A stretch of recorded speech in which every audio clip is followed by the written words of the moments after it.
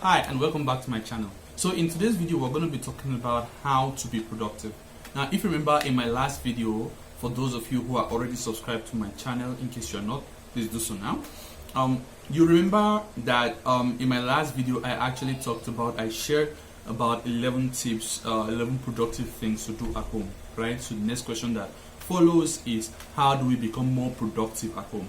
You know, between having to wake up in the morning and get off the bed, resist the urge to just pick up the remote and start binge watching TV shows. It really gets quite difficult to and demotivating as well to actually get work done, the work that we really need to get done, right? So in today's video I'm going to be sharing how to actually be more productive while at home. Interested? Keep watching. Tip number one: cultivate a morning routine.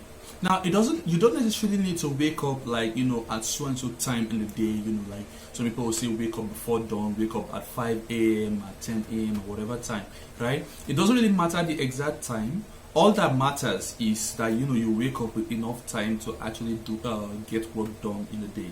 Okay, now the way you actually start your day has a great impact in your mood and productivity levels throughout the day. Okay, so when you wake up, have a routine. By the time you wake up, what you're going to do after you wake up, let's say you're going to have a drink of water, then you're going to go have your spend some time in prayer and Bible study, and then move on for the rest activities for the day. Secondly, set and prioritize goals for the day.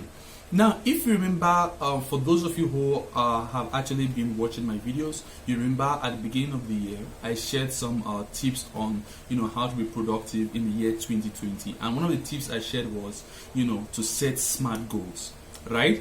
It's really important to set goals because by setting goals, you don't miss out on the really important things that you need to get done, right? So set goals that the things that you need to do, achieve the things you need to achieve in the day, and prioritize them such that you do the more important ones first and then move on to the less important ones. 3. Have a designated workspace. Now take for instance, right, let's say you're going to the church. The reason why it's good to always leave home and go to the church is because as you're entering the church, you have that mindset, it's time to get serious, it's time to be to be in a reverential mode for God, right? This is not a place where you pick out your phone and start sending out mails and all of that. You leave all the work aside and you commune with God, you fellowship with the people of God and worship. Same thing applies here also, right? Have a place wherein as you're stepping into that place, the frame of your mind it's time to get serious, it's time to actually get work done, right? Now since we're at home, it's the setting really isn't same as a workspace, as an office space, right? So you can either set a permanent, that's a fixed workspace, or a temporary workspace. Now if you see it right here, now I'm shooting this video in a whole different setting than I usually do, right? This is a workspace I set up, a fixed workspace, right? In this place, it's just a corner in my living room where the bar is supposed to be, but we don't really have a bar, so I converted it into a workspace.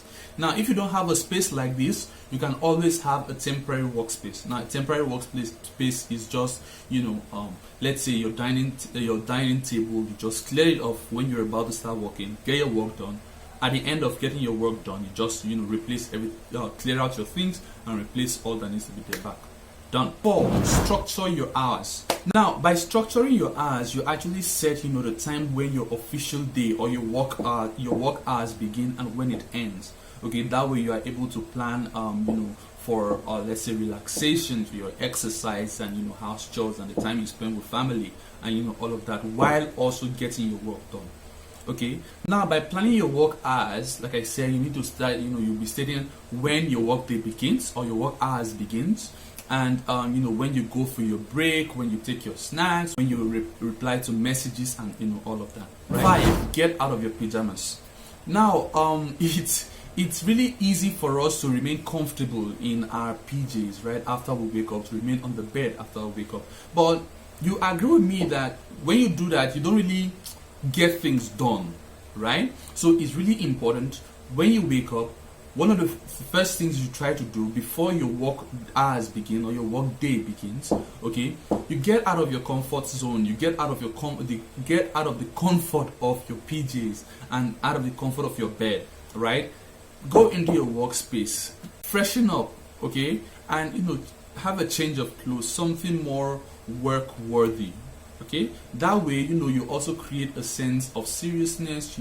You're more ready to take on the challenges. Take short breaks. Now this I talked about while mentioning the structuring of our hours, our work hours. Now it's essential to take short breaks in between work, not long breaks. Emphasis on short breaks, right?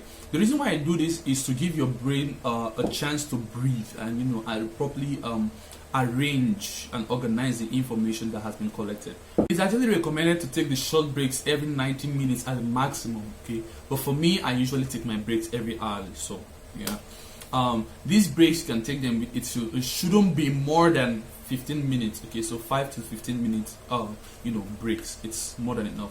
During this time, you take a step out of your work area, you take a step out of your the work, all the shenanigans of your work, reply to message, respond to messages, make a few calls, watch short video online, just something on work related, just for your brain to breathe. No distractions. Now it's easy for us to get it's very, very easy for us to be distracted while working at home.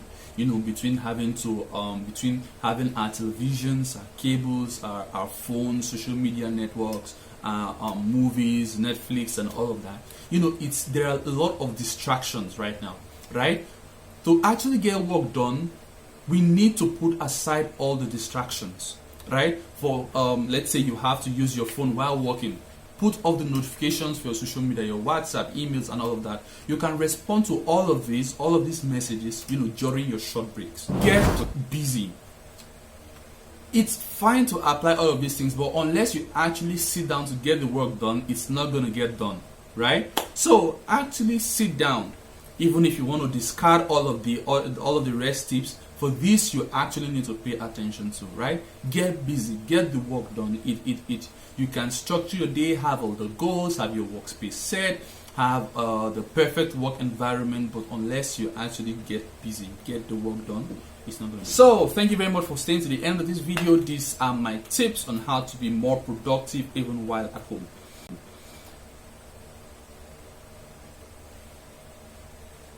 Hoping you actually enjoyed this video. Feel free to leave a like, leave a comment which of these tips you will actually be applying and which one you are already applying. Let us know in the comment section below. If you have any other tips that I didn't mention, feel free to share in the comment section below as well. Share with your friends. Let them know it's actually possible to be more productive even while at home. In case you haven't subscribed to my channel yet, feel free to do so. Make sure you hit the notification bell also so that you'll be notified every time I upload a video here. I talk about how to be productive and how to grow and develop both in the faith, the Christian faith, as well as the individual life. So till the next video, God bless.